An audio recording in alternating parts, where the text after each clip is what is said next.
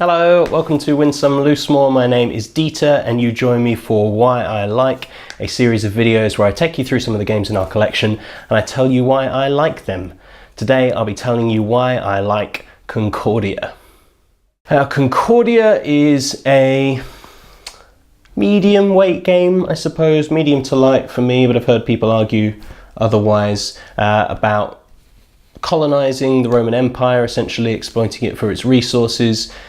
It looks like a big, dense game. It's not really. Why don't I show you how it works? I'll come back and tell you why I like Concordia. So here the board is set up for 4 players. On the slightly larger side of the board, this is kind of the European central bit of the Roman Empire. If you flip it over, it's just Italy. That's a smaller board for 2 to 3 players, but 3 to 5. We've got this bigger side here. It's a semi-random setup in that what each of these cities will produce is slightly different. At the beginning of the game, we sort out all the A's, B's, C's and D's. You can just see there's a B on there.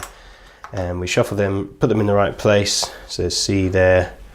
So it's kind of split into the 5 different areas on the board. So it's a little bit different each time. And then depending on what the most valuable resource in each area is, we populate this board, which I'll explain later. Then we shuffle these cards. They're numbered and we only use the numbers up to that of the number of players. So say this is 4. So we've got all the 1s, 2s, 3s and 4s in that pile. We lay some of them out. Again, I'll explain that in a minute. I think the thing is, this looks daunting. It looks big, it looks complex, but it's not. The final bit of setup, everybody gets their own player board, which is here.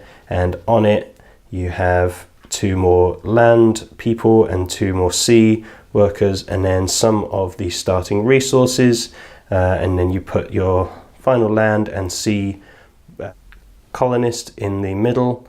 Everybody starts in Rome, which is the central location, and then whoever's going first starts with 5 monies, and then second 6, 7, and in this case 8 for the 4th player, and whoever's last also gets the Prefectus Magnus card, which gives you a bonus when you do a certain action, which I will explain later. And that's pretty much it. As I say, it looks big, it looks scary, but it's not. Here's a simple reference sheet which tells you everything you need to know about this game. There's only really 2 main concepts to explain, and the first is scoring. And one side of your reference sheet tells you about building buildings, but this side tells you about scoring. On the cards that you use to take actions, at the bottom of them is one of these names: Mars, Mercury, Saturn, Vesta, Jupiter, and then Minerva as well. And at the end of the game, each of those scores in a slightly different way. So Vesta, you start with 1 Vesta card and that's all you'll have for the whole game. Vesta, you'll score 1 point for every 10 sestertii coins you have at the end of the game. That's nice and simple. Jupiter, you will get 1 point for each non-brick city you have a settlement in. Nice and simple. Saturn, how many of the 12 provinces you've built into, 1 point each. Mercury, for each type of resource you produce or have colonies in the cities, you'll get 2 points, so a maximum of 10 points for that one. Mars, the amount of colonists you have on the board, 2 points each, so a maximum of 12 points there. And then Minerva, specialist cards, will give you points. So in this case, you'll get 3 points for each brick city you control. That would be a Minerva card. Now, that's simple enough, but what you're looking at is that I've just told you, but each of those scores gets multiplied by the number of that card you have in your hand at the end. So to begin with, for instance, you start with 2 Jupiter cards. And so Jupiter, every non-brick city you control, would get 1 point multiplied by, in this case, 2. But if I got more Jupiter cards, it would be multiplied more and more and more. Similarly, you start with 2 Saturn cards. How many of the 12 provinces are you in? So a maximum of 12, but I have 2 of them, so currently it's a maximum of 24. It builds it up. So those are clues, I suppose, as to the different strategies that you could take Vesta, not to worry about, there's only one each in the game. Everybody starts with the same 7 cards, and the other concept is this is how you take your turns.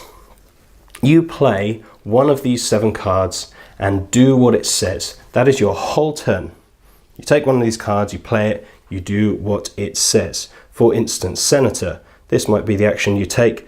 Purchase up to 2 new cards and put them in your hand, and the new cards are this track up here. This are those number cards. This is how you build your hand and build the strategy depending on which of the type of card you're going for to get the points at the end. Now this track, the cards cost different amounts. There will be a cost on the card and then a cost under the card, and we're going from left to right. The left one, there is no extra. The next 2, you would need to pay whatever the card says plus something of your choice, then a cloth, then something and a cloth, then 2 cloth, cloth being the most valuable resource in the game. And you can tell that by the values on here. Brick, the least valuable, then straw, then tools or iron, wine and cloth, which live in your storehouse, which has limited space.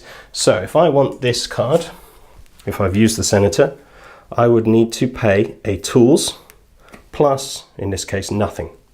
So I could take a tools from my supply, add this to my hand. I've not played this. When you play a card, you pop it into your discard, wherever that is.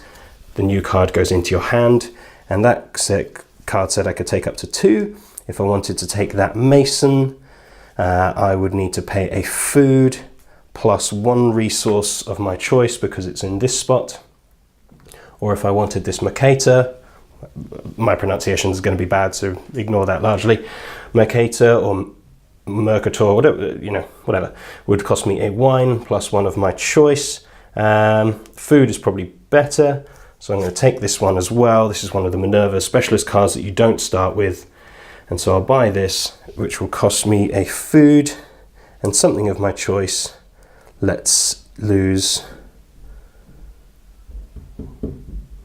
the other food. Let's do that and add that to my hand. That might be my turn. That's the Senator. That's how you get new cards into your hand to build up your number of actions that you can take. Number of variety of actions you can take. Plus, as I say, there's scoring things. I've gained another Jupiter card, so my cities are now worth more, and one of those specialist Minerva cards. Other ones, Diplomat, copy someone else's card essentially. Architect, this is the main way of populating the board and gaining new things. Move one of your colonists, move any number of your colonists, then build in cities adjacent to your colonists. So let's talk about those. If I play this card, I'm the green player. I currently have 2 colonists on the board, so I have a maximum movement of 2, and I can divide that however I like. So I could move 1 piece twice or 2 pieces, 1 each at this stage. And if you can just about see, there are blue lines and grey lines. Your water or sea colonists, little boat shapes here, oops, there we go, can go on the blue ones, and your land ones, the little people, can go on the grey ones. And so, other than being in Rome, you never actually enter a city, you move your people into one of these lines. So let's say I am going to move my boat 1 line here, and then through this city 2 lines here. That's my whole movement. And then it said I can build if I want to in adjacent cities. So I'm on this line, so now this city and this city are available. They are adjacent to me. And I would like to build, so I check my reference card, to build in a brick city. Costs me 1 food and a coin. If I want to build in a food city, costs me a brick, a food, 2 coins. And up it goes. Costs more and more money and resources. If you're the first person to build there, it costs this.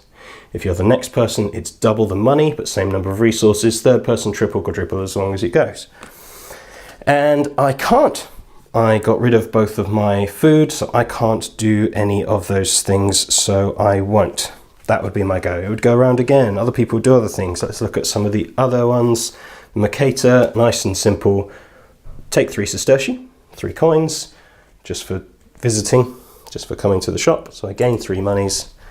And then trade up to 2 types of goods. That's not necessarily do 2 trades. That's trade up to 2 types of goods. So what that means is I could, let's say I've got this cloth here, I might sell it. On my board it says it's worth 7, so I sell that. That is 1 type of good and 1 trade. I could buy it back, and that wouldn't cost me anything extra, but I don't know why I would, because I'd be spending the same number as I gain. The values never change. And I wanted food because I wanted to build there. So let's say I'm now going to buy, food costs 4 each. I'm going to buy 2 food, so that's going to cost me 8. So really I've only spent 1, and I got 3 for coming in here. So I've gained 2 to essentially trade my cloth for 2 food, which will help me build another time. That could be what I do. Now the slightly more interesting ones, the prefect. Turn over 1 active province tile to take the production bonus, and then the province produces. Now, this little board up here I said I would explain. At the beginning we placed a tile of the most valuable thing in that region. So let's say Hispania here, we've got 2 tools and a wine. The most valuable one is wine. So on Hispania we have a wine. By activating the prefect, what I do is I flip this little token and I gain whatever it says. In this case, a wine resource. Here I go. I've gained my wine. Pop that in my storage. Obviously I can never exceed my storage. And now every city in Hispania would produce. Currently, nobody has any colonies there, so nobody benefits from that. If later in the game I had one on Valencia, oh yeah, okay, and Lisipo, pronunciations, I would also gain another wine and a tools. If I knew any other people there, even though I activated it, they would produce there as well. So that's what that would do. Now after a while, once a few of these have flipped over, you'll see on the back they show the picture of monies.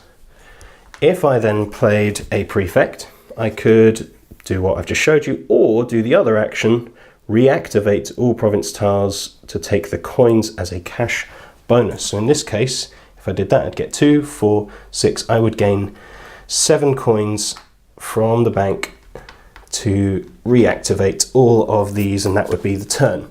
This is where the Prefectus Magnus comes in. If you control this, you can essentially discard it or pass it to the person to your right to double that amount. It explains it on the back.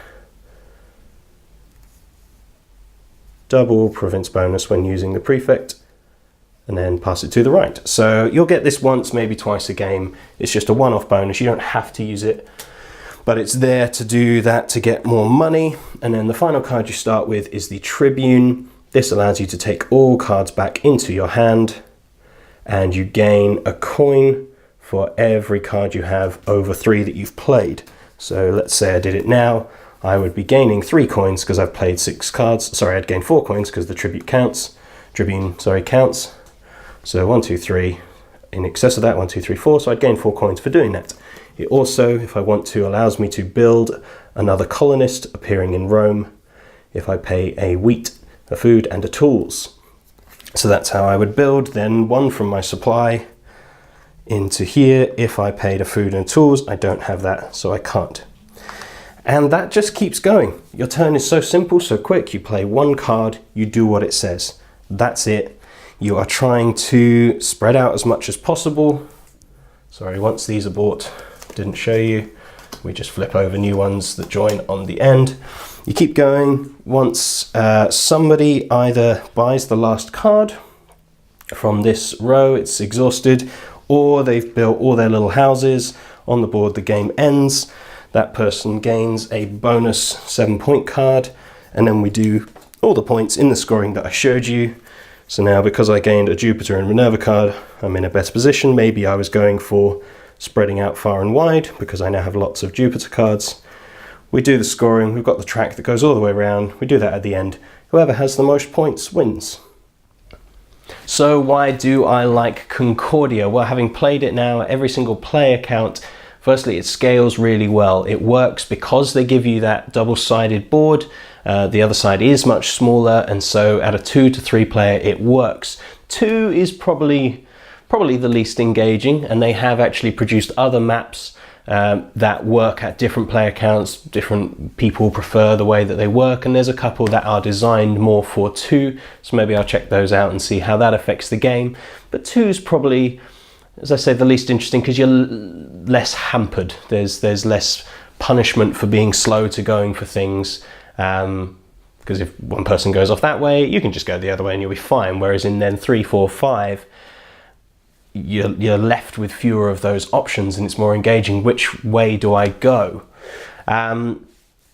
As I said in showing you the rules, and that's not all the rules, there'll be other minute things I've missed, of course. People can't share lines, so you can block each other in a way.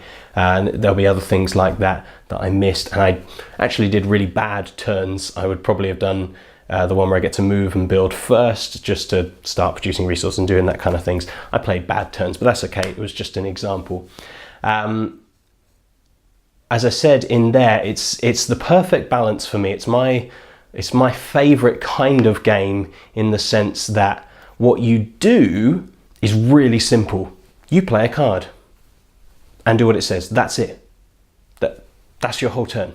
Like Century Spice Road I've looked at before, like Race for the Galaxy to some degree. It's just, I have a hand of actions, I choose one of them, I do it. It's that simple. And yet the complexity, if you like, the depth of the game comes from what order do I do them in? When do I use the one that copies other people's? When do I buy the new ones that help me with the kind of actions do I want? And do I buy them based on the action that I want, or the way that they score? And how does that affect my strategy? And which one of those strategic aims am I going for? And there's just this real lovely, for me, my perfect kind of level of depth of, I get to make these really interesting choices, which from turn to turn may not matter so much because it's just really clear, oh, I want to produce this turn. Or if I'm stuck on a turn going, which one benefits me most? It gives me both of those options. And yet for new people, they can just go, well, I've not played this card yet, let's see what it does. And you don't have to have that real deep strategy. You're more likely to win, probably, if you're playing a deeper strategy, although I will say I taught it recently and I had no strategy particularly.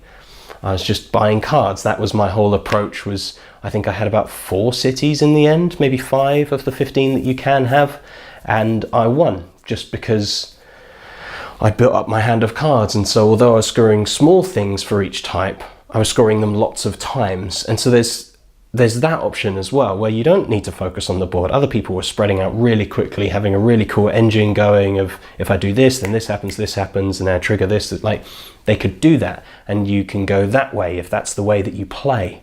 So the choice that this game gives you, for me, is excellent. There's a choice in how to play, in where to go, who to go after, what type of scoring mechanism appeals to you most. If it's about Mars, getting as many of my colonists out at once, I want to be playing the Tribune as quick as possible to be able to put out new colonists. Or from those new cards that then nobody else has, there's one that just allows you to place a new colonist in any city that you've got. And it just, those kind of choices are just really interesting. It's not overly long.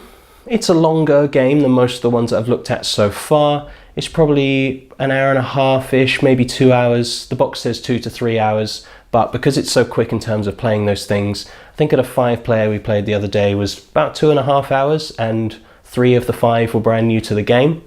So it's not that long, it's not that difficult. Yes, compared to the 20-30 minute games I've been talking about before, that's massive. But at 2 to 3, you're looking at about hour and a half. So a normal kind of game in terms of length.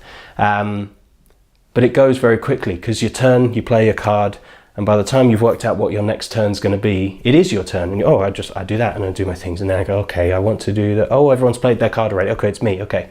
And so it's just very quick in that sense. And so it doesn't feel like it's dragging. It's like this 2-hour game, it's taking forever. You're not all the time, but there's very little time where you can switch off, what people call downtime, where you're not thinking, you're not involved. A lot of the time, if you're not doing your turn, you're thinking what to do next, or just appreciating what everybody else is doing and holding your diplomat going, do I use this now? What do I want to copy? No, I'll save it. And so those kind of things, it's just fun for me. It looks dull. I will give you that. Some people think it looks nice. Some people would call it outright ugly. I wouldn't be offended if you called it ugly. I get it. I don't mind it. I quite like it. It works. Everything's clear. The color differentiation, if you're colorblind, each region has a number to reference that board at the top, the little province board. So even if you can't see the colors, it's still there. It's still clear. They've thought of everything, so it's functional in that sense. There are expansions if you want to make it bigger. I haven't got any of those. I say there's other maps that they've created. There's a salsa, which means salt, expansion, which adds a few things, and they've just produced a new Venus, a new way of scoring, and those kind of things, expansion that go with. And actually you can buy the base game with the Venus expansion as kind of the new way to buy it, I think. So it's just a very good game. It seems to be highly regarded by lots of people. It is what's called a Euro game because it's points based, but you only score till the end, so it's unclear. You can't count yourself out and go, well, I haven't done very well. I'd done that, as I say, in this last game, and then I won because of just the way it went. Everyone else had spread out and done loads of the things that you would think win. I'd just done something else. Yeah, I know I'm repeating myself now, but I just enjoy it. I enjoy that choice. I enjoy spreading out, multiplying, having access to more and more things, having all the cards, having all the choice, holding off to play that Tribune to get a big money bonus so you can afford to do everything else. That you need to build colonies to improve your storage capacity, because obviously you can't exceed that. Just clever choices. Very smooth, very fast in terms of action game, very simple in what you're doing, but a good depth. Really recommend it. It's one of my top 10 games. This is Concordia with, again, not a pretty cover. Doesn't really tell you about anything you're doing, really. That woman's nicely handing over money for some cloth, because cloth's the most valuable. Concordia. Now, thank you very much for watching. Join me again on my next Why I Like when that comes out. You can follow us on social media in the meantime, on Facebook, on Twitter at WSomeElmore, Instagram at WinSomeLoosemore. But I look forward to seeing you again next time. I've been Dieter for WinSomeLoosemore. Goodbye.